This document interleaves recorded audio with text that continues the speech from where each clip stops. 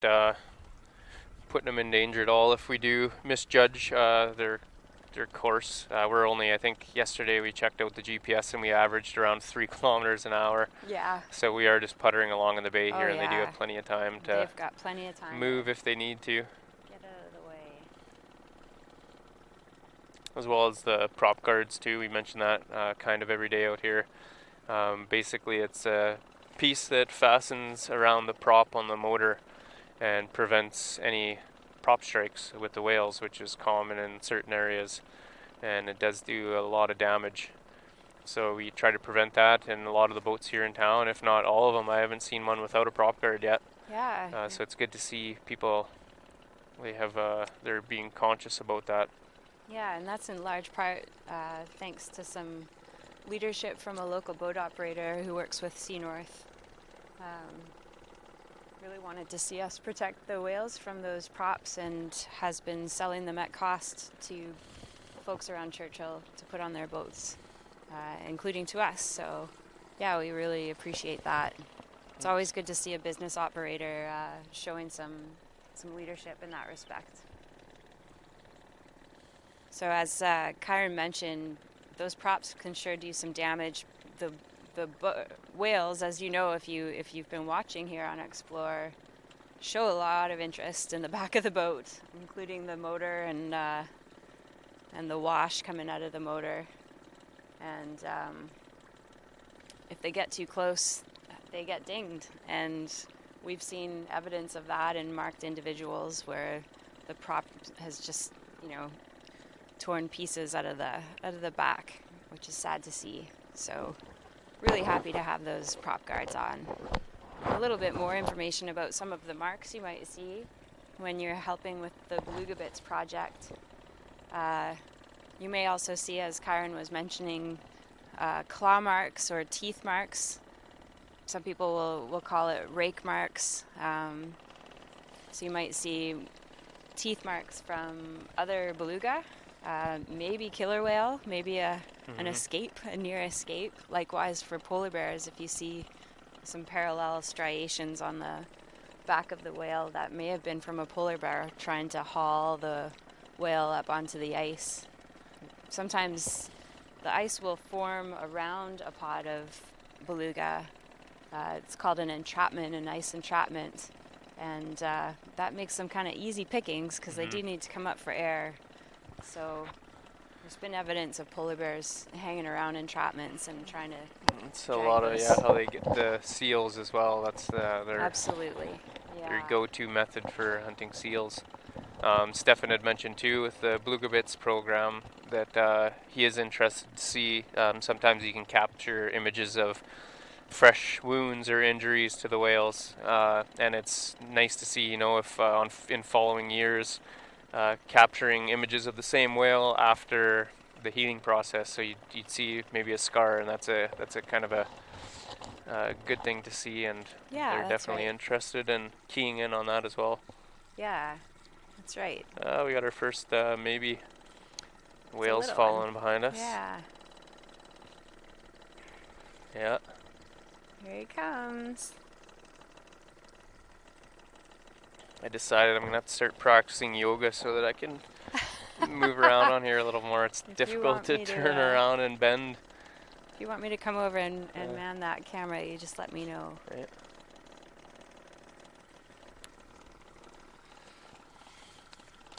So I guess there's the lack of wind brings the mosquitoes. Looks like we've got two juvies behind us, kind of going in different directions.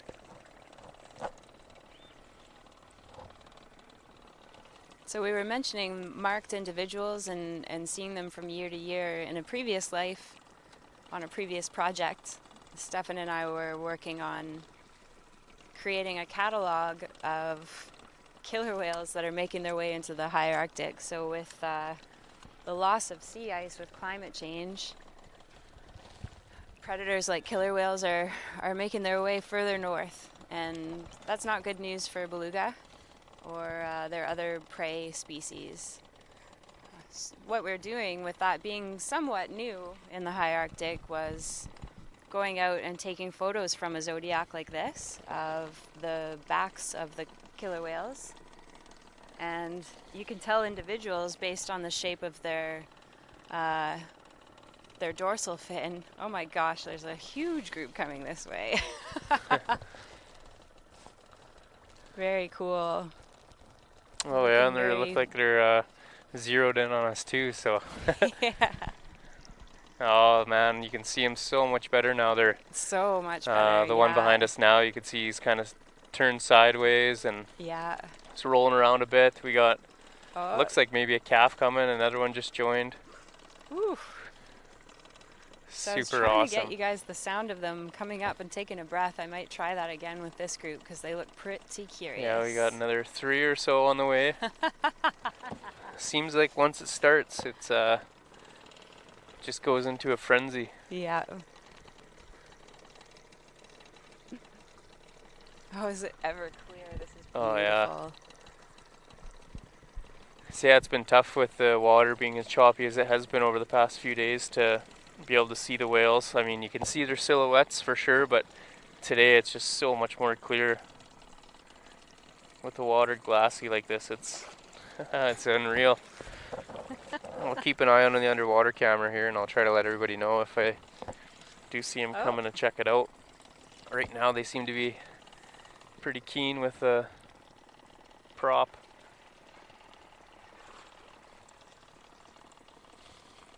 Yeah, they do all seem to be just migrating into the bay. Yeah. I'm guessing maybe when the tide's going out, we can probably follow some of them out. That is possible for sure. Looks like a big fatty, eh? He's a big fatty. Yeah, big barrel. You're healthy, aren't you? Lots of capelin. He's nudging under us here. Really? Yeah. He's giving us a little push. Yeah, yesterday, and I'm sure it'll happen hopefully again today, we were really able to feel the whales nudging up against the boat, and oh, he's this guy seems like one of those playful ones. I'm gonna give you a little sound of him. It's pretty cute.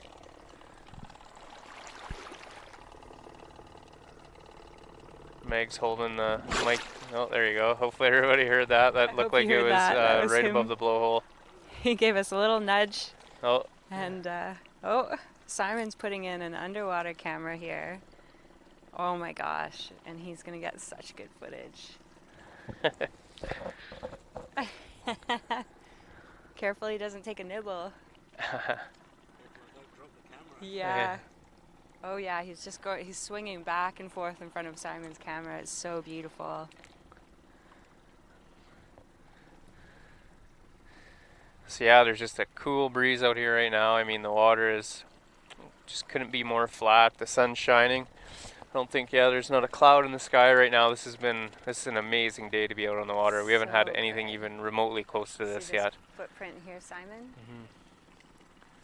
Mm-hmm. Yesterday was our best day, but this one takes the cake.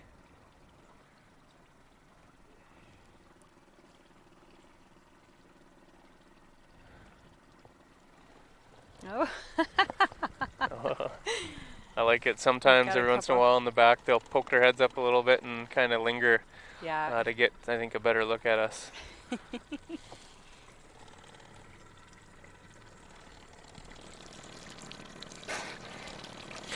There's another breath there. I hope you can hear that over the motor.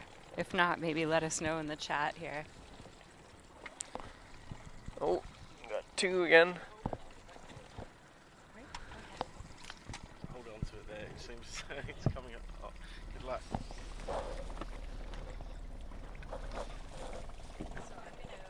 I'm just going to give the mic to Simon for a little bit.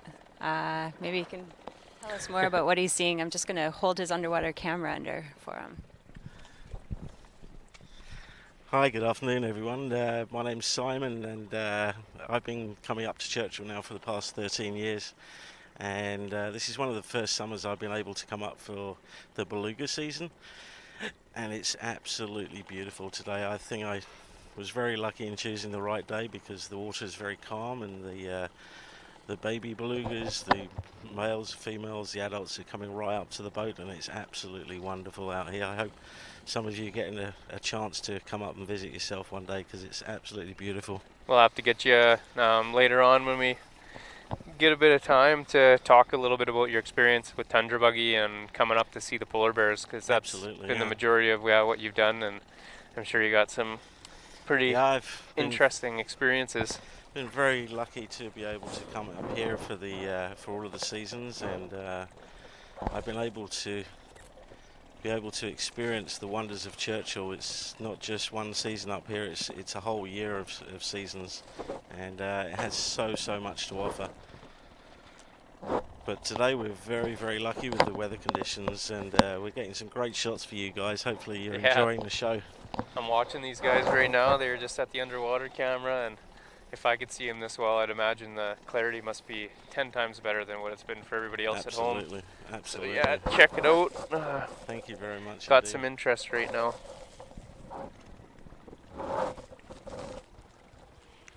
Oh, we got two coming up to the cam now. Might get some biting action. Looks like it.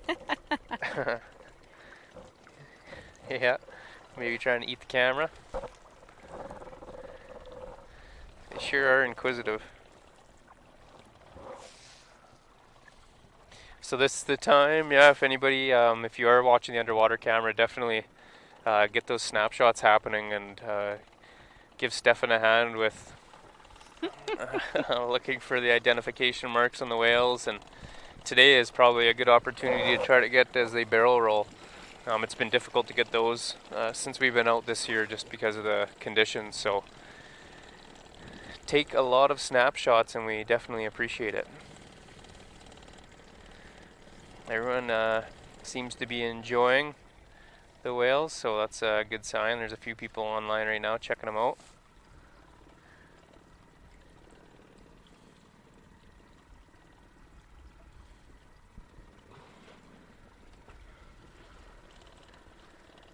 Oops. Don Martin was asking if the whales are just as playful as dolphins. I'd say, they're very curious. There's no doubt about that, which is part of the reason my job's so easy. All we're doing, we're not doing anything special. We're just out here bobbing around, and you'll see I think he's chewing on it right now. So yeah, they seem to be very curious animals. I'd say they're not as agile or as energetic as a dolphin necessarily, in that aspect, but no, they do seem like they're a very happy creature. Definitely.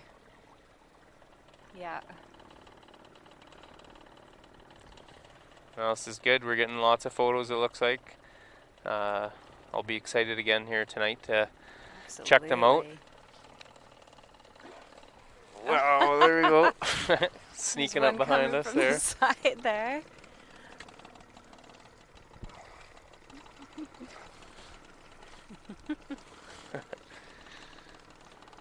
Oh, right up to the camera. Right under it, holy. It's almost like some of those juveniles are just fighting for the position by the camera. Yeah. Maybe they've heard about the Snapshots program and they want to get on the website. Yeah. Beluga bits. It's the place to be seen.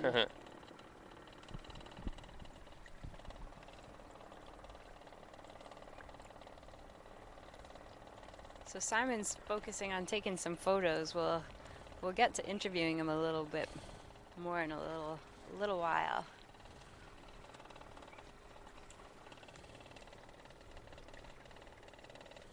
I definitely see some play straight out ahead of us. We might see some flukes. I just saw one come out of the water as they're rolling around with each other. Maybe some pectoral fins. Little side shot.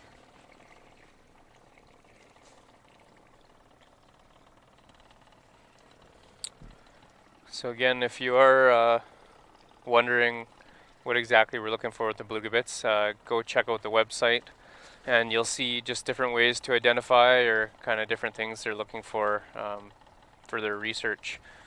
It'll explain a little bit about calves and juveniles and adult whales and how they lose their pigmentation over time as they mature. Yeah. Yeah, and you know, some of you out there in explore.org land have been watching these videos for a long time, so any observations you want to share with us would be super helpful. You know, if you feel like you're seeing a consistent pattern in behavior, or there's certain individuals that you always feel like you're seeing together, you guys are you're dedicated to this, and we're really happy to have those insights from you. So happy to have you along today. We're just so glad to bring you this beautiful day. Stefan, do you have, Simon, do you have Instagram? I do have Instagram at canuckimages.com. Canuck Images, at Canuck Images? Yeah. Okay, yes. Yeah. No, check that out. I'll try to post some images on mine as well. It's Out of Range, spelled with 2 zeros.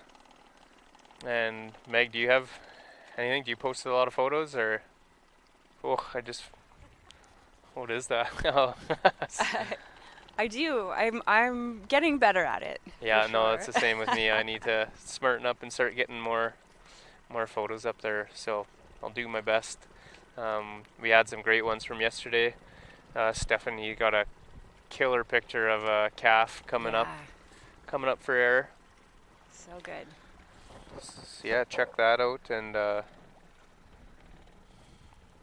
sure we're gonna have a lot of really good photos after today and tomorrow. It's gonna be awesome getting out in the morning tomorrow. We'll be out right for sunrise basically, so it's gonna be a bright and early day for us, but Yeah. totally worth it. We might even, if possible, get out twice tomorrow. So it'll be once in the morning and then again later in the evening as the tide times change. Yeah, I'm glad I'll have a chance. We're leaving tomorrow, Stefan and I, for Winnipeg. And given the different times of the kayak and beluga boat trips, I didn't think I'd get out after today, so I'm excited. It went quick.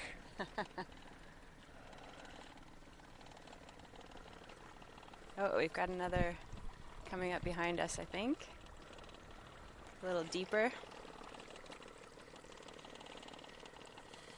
Oh, another one just passing by, it looks like. Yeah.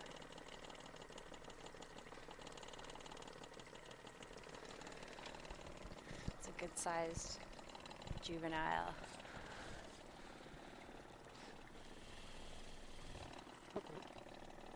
So I think most of the behavior we've seen so far has been traveling.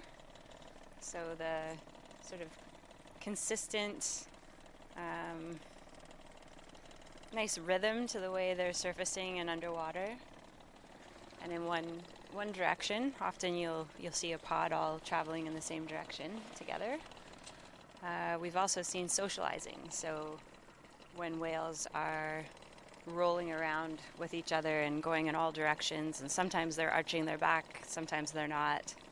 You'll see flukes come out of the water and fins. Sometimes you'll see them spy hop, which is going straight up out of the water. The fluke, of course, is the tail at the back, and the fins would be their pectoral fins. So if you imagined your own pecs, pectoral fins are basically coming out from the sides of the chest. And then, as you know from watching video and seeing photos of beluga, they don't have that dorsal fin that, say, a killer whale or a dolphin would have. They have a dorsal ridge. So it still is somewhat distinct, but the fact that they don't have that huge fin is what makes them so good at living in an environment that is covered in ice at times of the year. So when they're not spending their summers in the estuary, they are out in the Hudson Bay and beyond in an icy environment. And as we were mentioning earlier, that's something they've really adapted well to. And the fact that killer whales are turning up may not be a good thing for them. So climate change is impacting belugas, unfortunately, as well. Another good is the narwhal, a good example of that adaptation for living in the ice pack, and Yeah, that's right. they don't have a dorsal fin either, and Yep, they're closely related to the beluga as well. that's right. Yeah, some of the most stunning aerial photos I've seen are of narwhal in the cracks in the ice in the leads, Yeah. chugging along.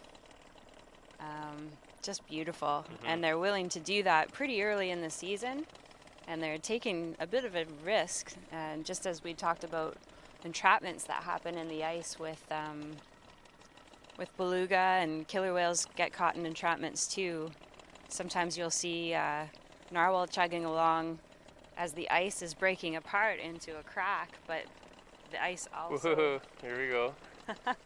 forms behind them and can trap them. There's also a problem with such large sections of ice breaking away that the narwhals, they do spend a lot of time under the ice. They'll actually zero in on ice flows and stuff, and just because it's sort of a mini environment, a lot of other animals and things that they eat, it's kind of like a food chain or whatever gets created around these icebergs. But they're so big now, there's pieces so large that if the narwhal does go underneath expecting maybe to get to the other side, they end up running out of breath long before they're able to reach an edge. Yeah. It's not easy living in an icy No. environment, that's for sure. Yeah, it's a struggle. It's funny though, like I thought this winter being out in the tundra, you see something like an Arctic fox, which I think was probably one of my more favorite animals out there, and you kind of, in the conditions, like it was so cold and windy and all the snow, and you kind of find yourself feeling sorry for some of the animals, or when you see the caribou all grouped up on the ice, trying to bed down, or and the wind's howling, you kind of feel bad. But I mean, if you took that fox or that caribou and moved it south where it's nice and warm, they're not designed for it. So I mean, they're well adapted to survive in those conditions. Yeah. Because you'll hear people sometimes say, why do they spend all that time in the ice? It's because that's what they're meant for. That's how they're designed. Yeah. Hundreds of years of adaptations and evolution.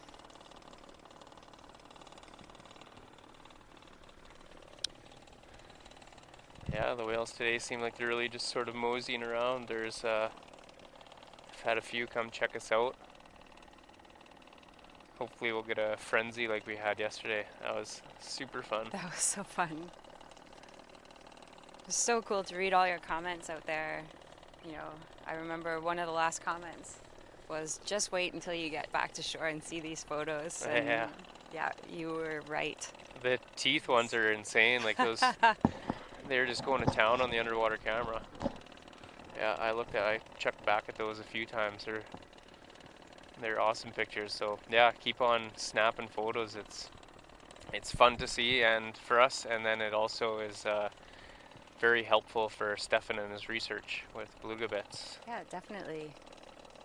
And I think I've been mentioning that it'll help Kyron tell the story of the beluga on the boat as well, because he is learning from these photos different things about behaviors and different groupings of animals. For example, that when you see an adult with a calf, it's not always a female.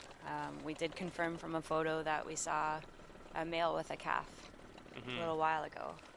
So that's pretty cool. Yeah, you instinctively just say, oh, look at the calf and its mother, but now we know that's not always the case, and it was thanks to you guys taking snapshots. Yeah.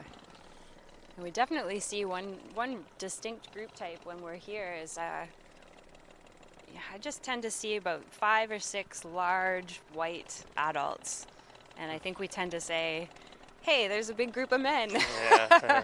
We assume because they're large that they're males, but with some of these photos, we'll be able to confirm whether they are large groups of males. They certainly could be, but we don't know until we get those underwater photos. Even some of the other researchers the other day were saying the same thing. I think it's just that, I don't know, it's not on purpose or nothing. It's just what you say. Yeah, exactly. Yeah, we do the same thing with polar bears when we're out on the tundra, and oh, look we've at got him, that he's huge. polar bear cam, and Here comes a big guy now. Yeah. There are ways to tell for sure with polar bears. I thought that was cool what Stefan said about their necks being bigger than their heads, which is why they're Yeah. unable to collar them. Yeah. And it's difficult to gain data from the male polar bears for that reason. Yeah. They can Yeah, it is remove the tricky. collars quite easily. It is tricky. So you And can take a pretty educated guess when you're out there on whether you're seeing a male or a female polar bear, but I talked to never Elisa. 100% certain.